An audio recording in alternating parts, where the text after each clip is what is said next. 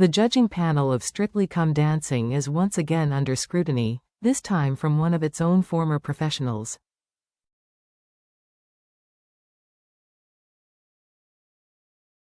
Waite, who spent 7 years on the show, has publicly questioned the integrity of last weekend's judging, suggesting that the results may have been deliberately engineered behind the scenes.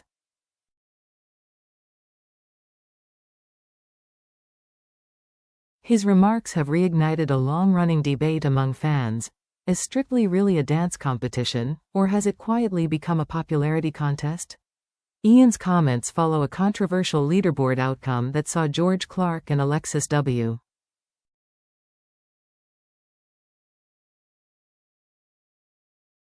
Balinder Sopel and Julian Sion, and Lewis Kopp and Katya Jones all finish on 35 points. A rare three-way tie at such a critical stage of the competition.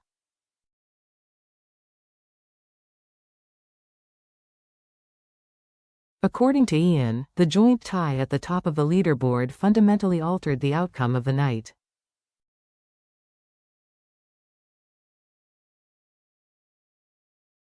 To Ian, this was no coincidence. He believes it was a calculated move, one that increased the likelihood of placing Lewis Kopp and Katya Jones into the dreaded dance-off against Amber Davies and Nikita Kuzmin.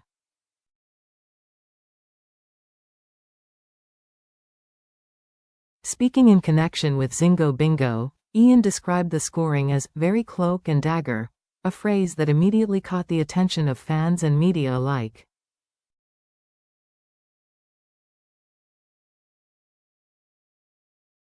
I just think it's interesting, Ian said, that these things happen when the judges draw 3 people on the leaderboard.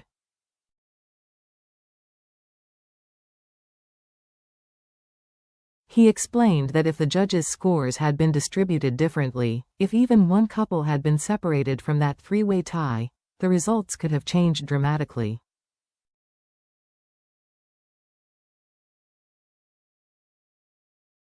If the judges hadn't done that, he continued, you wouldn't have had those 2 good dancers, Amber Davies and Lewis Kopp, in the bottom.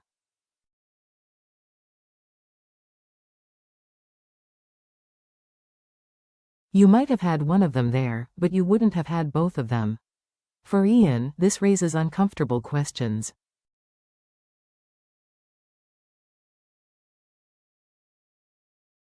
It makes you think if there is something else going on, he said. It's just very cloak and dagger.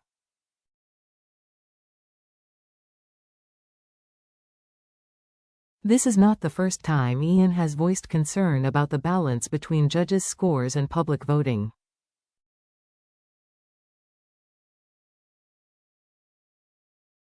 In fact, he argues that the show has increasingly tipped away from technical merit and toward audience popularity.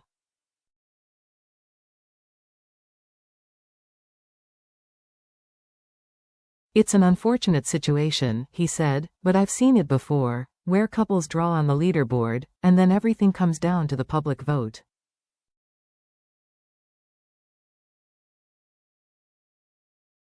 In such cases, there have been many instances where the best dancers are voted off because of the public vote, he explained.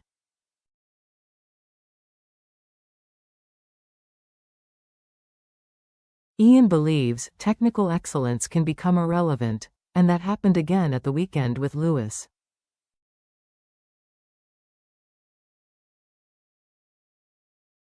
To Ian, the issue isn't just disappointing, it's fundamentally unfair. It doesn't seem fair to me, he said.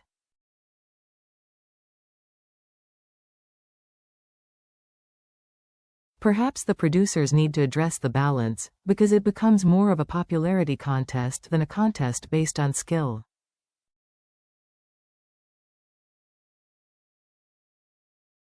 He pointed out a structural flaw in the system. You're never going to have 3 couples receiving the same public vote, are you? He asked rhetorically.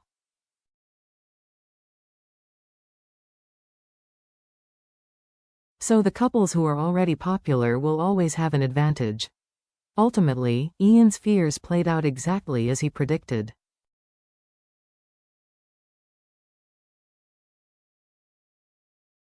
Louis Kopp and Katya Jones were sent home by the judges after losing the dance-off against Amber Davies and Nikita Kuzmin on Sunday night.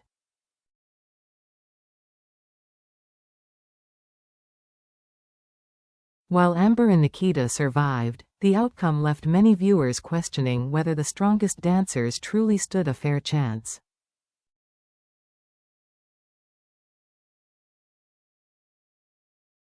Katya Jones, in particular, has been described as deeply upset by the quarterfinal exit.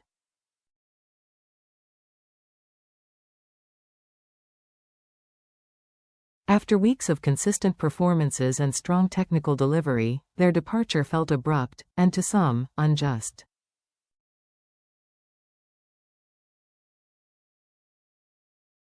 Their elimination means that only 4 couples remain as the competition heads into this weekend's semifinal.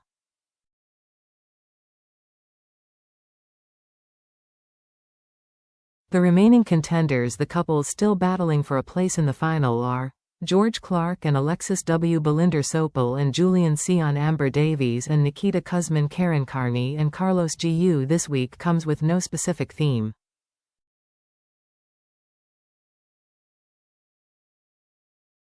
And all dances and songs have already been confirmed, placing even more pressure on both judges' scoring and the public vote to feel balanced and transparent.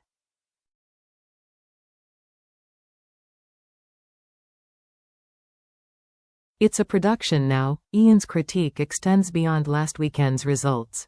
Drawing from his own experience on the show between 2004 and 2009, he described Strictly Today as something very different from the program he once knew.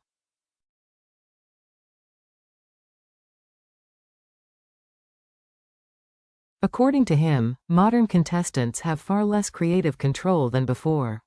Now, it's a production, Ian said bluntly.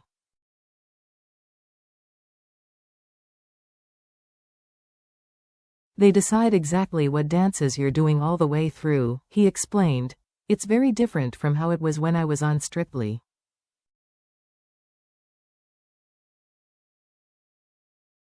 Back then, Ian said, the focus was simple and pure. When I was on the show, it was just the dance, he said.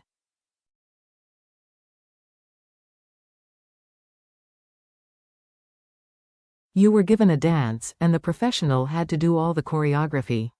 Today, he believes, the process has shifted dramatically.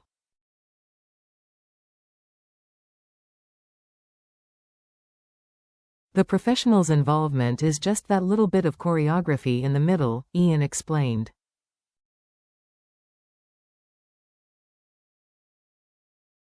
Everything else is already sorted for you. Easier, but is it fairer? Ironically, Ian admits that this modern format may actually make things easier for contestants.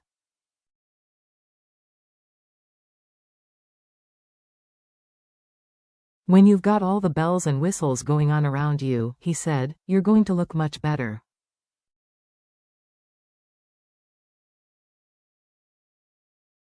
Aren't you? From lighting and staging to pre-planned routines and dramatic storytelling, today's Strictly offers a highly polished spectacle.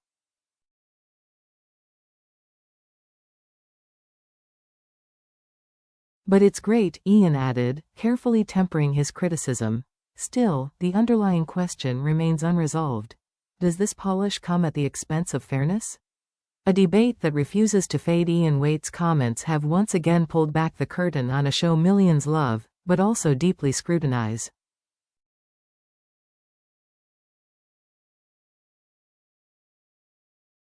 Whether viewers see Strictly Come Dancing as a celebration of skill, a popularity-driven entertainment juggernaut,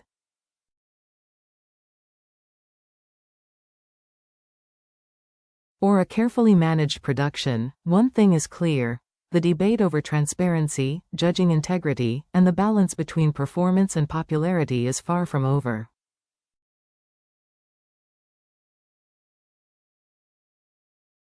As the semifinal approaches, all eyes will be on the judges, not just on the dance floor, but on the leaderboard.